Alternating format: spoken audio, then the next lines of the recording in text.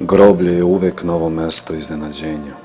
Groblje je sveti podsjetnik da se ne vezujemo za život ovoga veka ili da barem ne izgrađujemo svoje biće jedino na ruinama svakodnevnih problema.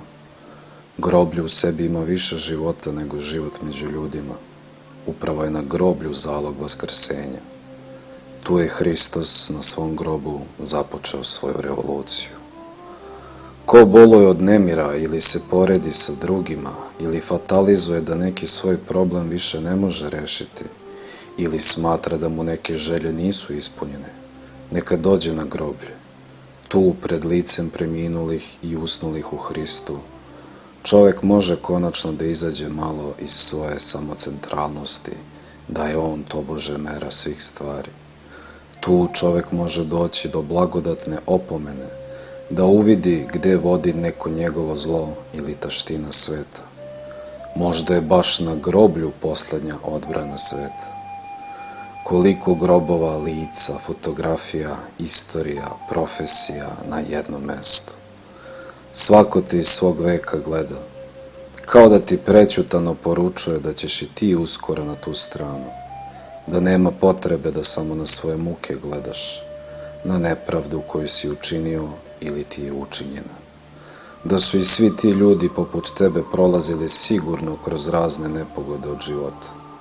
Možda su i oni mislili u svoje vreme da su napušteni u nečemu, povređeni u nečemu, ostavljeni na milost i nemilost svega što im se tokom života događalo. A sada tih ljudi nema. Sada tih problema nema. Ostaje samo čekanje vaskrsenja. Otpočinuli su i nečujno ti poručuju da će samo opredeljenost za večni život biti ono što te zaista kao biće određuje. Sigurno da je svako od njih u svom veku bitisanja imao neki svoj greh, neko veći, neko manji. A opet Bog će biti taj koji će suditi, ali će suditi svojom ljubavlju. Možda neki od preminulih nisu ni bili svesni svoje vere. Neki su umrli od malih nogu. Mnogi roditelji su svoju decu nadživeli. Svako je bio neutešan u svoje vreme. I opet svi su oni sada zajedno na jednom mestu, jer Bog nije Bog mrtvih nego Bog živih. Više je života među mrtvima nego među živima. Život mrtvih mudriji je od smrti živih, a dihotomije nema. Jer i za crkvu kažemo da je sabranje živih i preminulih. Ko u ovome vidi pesimizam, to nije problem vere, već nečije malodušnosti, da na smrt gleda uvek sa zgroženošću, averzijom i nepoželjnom temom koja unosi nemire. Kada prolaziš grobljem, neumesno je da samo na svoj greh ili pravednost misliš. Neumesno je da veličaš svoju krivicu ako si u nečemu pogrešio ili pravednost ako si u nečemu bio oštećen.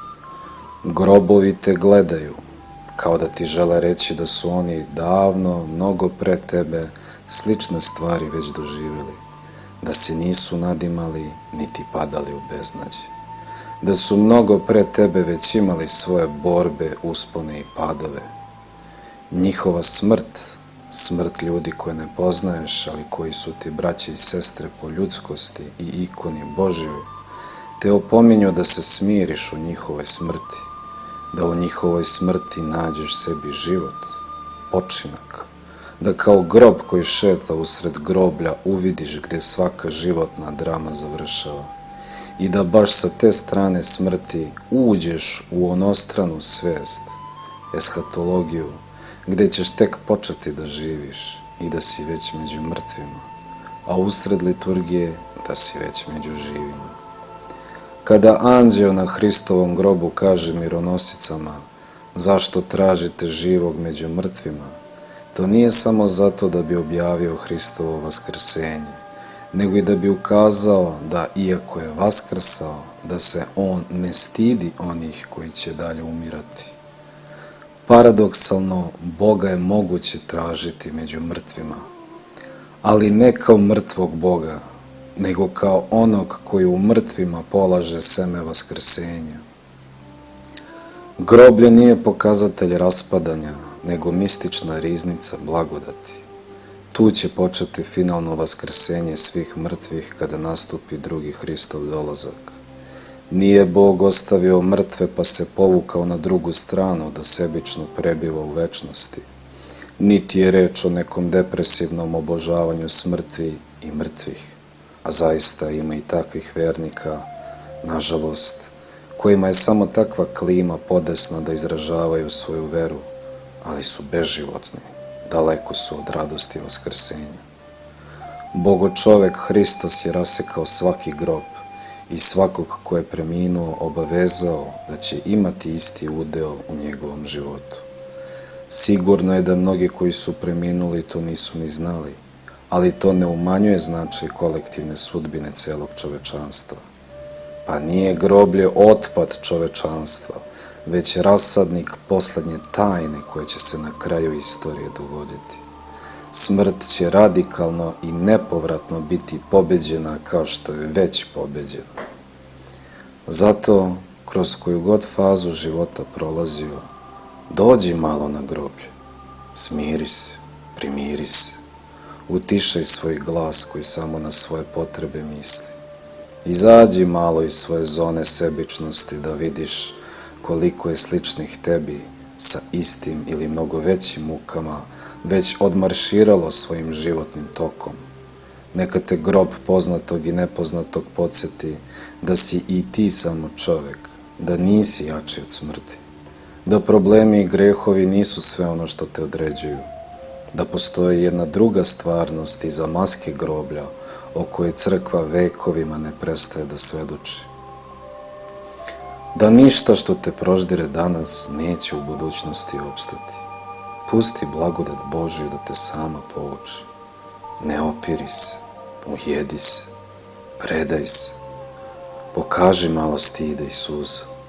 Stišaj svoje poroke, drskost, ludila i demone, pa ćeš videti odjek večnosti i netrulažnu voltažu kako ti teče venama i kapilarima.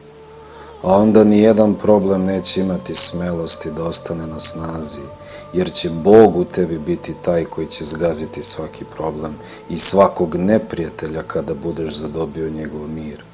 Jer Božji mir je taj koji može pregaziti svaki problem, ubiti svaki strah koji sabotira svako verovanje u Boga i u bolju verziju sebe.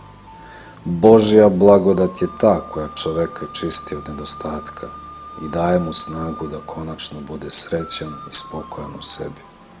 A kada je čovek srećan i spokojan u sebi, kada sebe drži za onoga ko je već među mrtvima, kada konačno počne da poštuje svoj život i život ljudi oko sebe, onda će ka njemu doći Hristos i u njemu započeti svoje vaskrsenje.